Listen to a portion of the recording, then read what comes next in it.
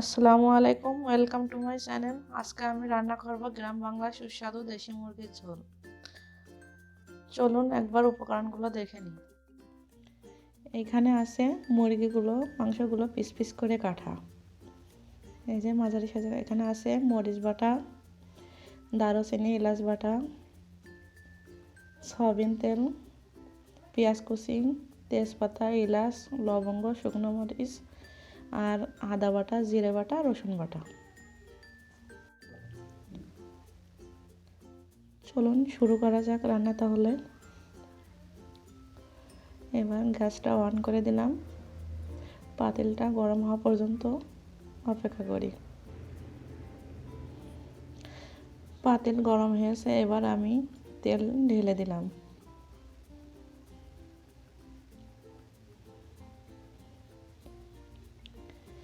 তেল দেওয়ার পরে এখানে তেজপাতা, শুকনো মরিচ, দারুচিনি, এলাচ, লবঙ্গ এগুলো দিয়ে একটু নাড়াচাড়া করে নেব।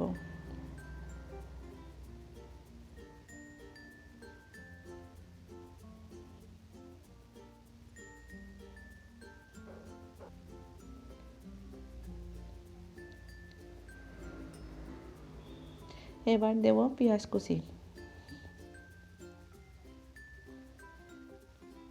পেঁয়াজ কুচি সুন্দর করে লাল লাল হলে তারপরে মশলাগুলো দেব।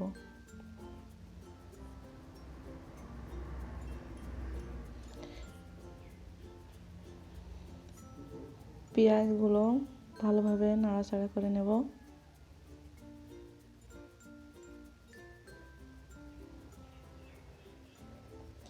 এবার দেব রসুন বাটা।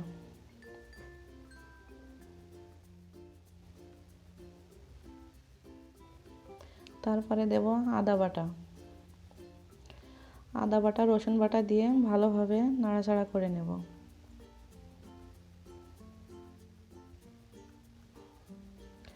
যাতে আদা রসুনের কাঁচা গন্ধ ভাবটা না আসে।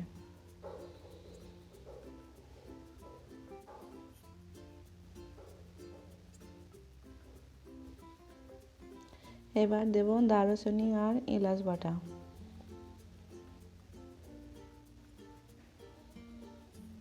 এবার দেব জিরে আর ধনিয়া বাটা।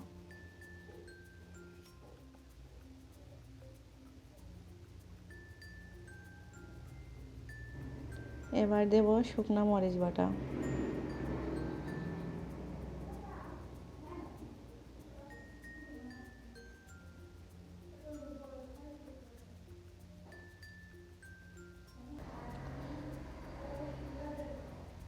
এবার দেব স্বাদ মতো লবণ।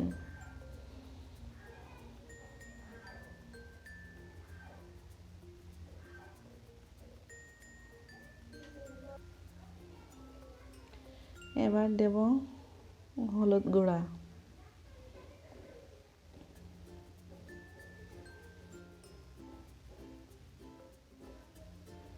দিয়ে ভালোভাবে মশলাটা কষিয়ে নেব।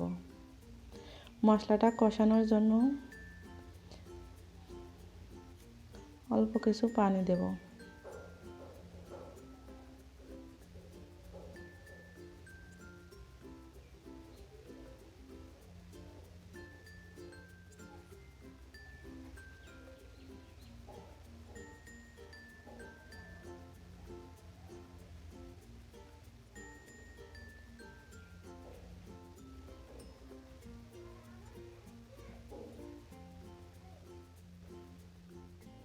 মশলাটা কষানো শেষ। এবার মাংসগুলো পিস পিস করে কাটা ছিল সেগুলো ঢেলে দেব।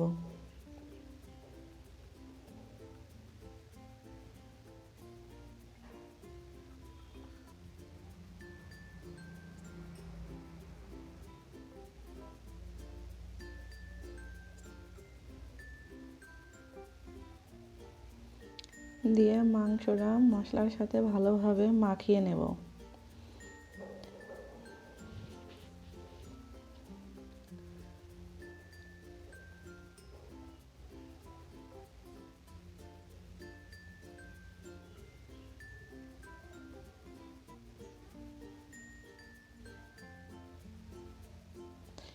এবার মাংস সিদ্ধ হওয়ার জন্য দেব পরিমাণ মতো পানি, যাতে মাংসটা সুন্দরভাবে সিদ্ধ হয়।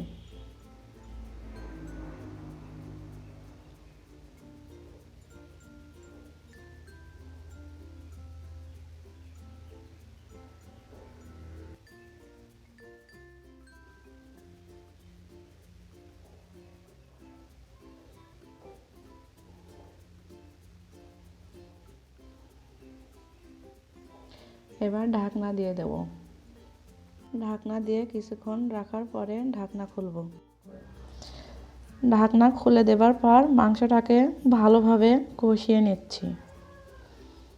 মাংসটা কষানো শেষ। এবার আবার পরিমাণ মতো কিছু পানি দেব।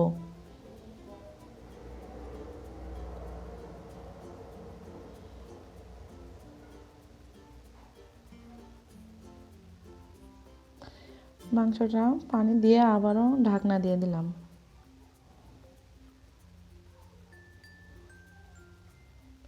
আবারও ঢাকনা দিয়ে কিছুক্ষণ রেখে দেব।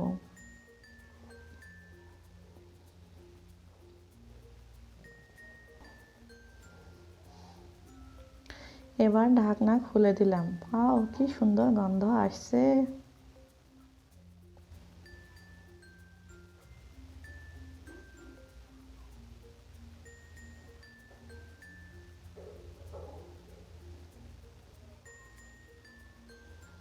মাংসটাকে আবার ভালোভাবে একটু নাড়াচাড়া করে দিলাম।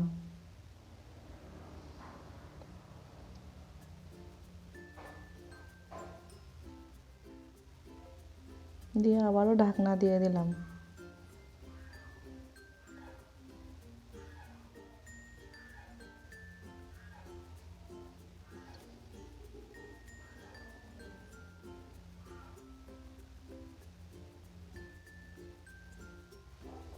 এবার ঢাকনাটা খুলে দিলাম।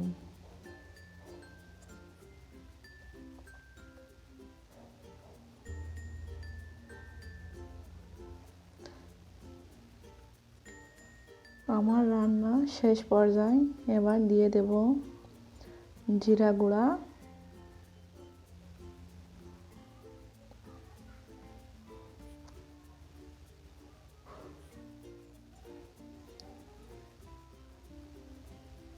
এই জিরা গুঁড়াটা দিলে রান্নার একটা সেন্ট আসে।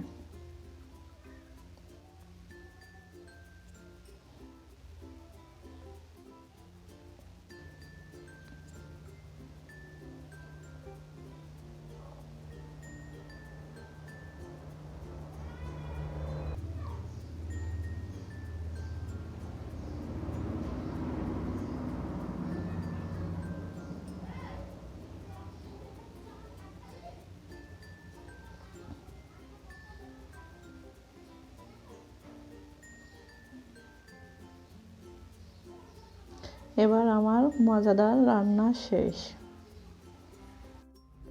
ভিডিওটি ভালো লাগলে সাবস্ক্রাইব করুন, লাইক, কমেন্ট, শেয়ার করতে ভুলবেন না। আল্লাহ হাফেজ। আসসালামু আলাইকুম।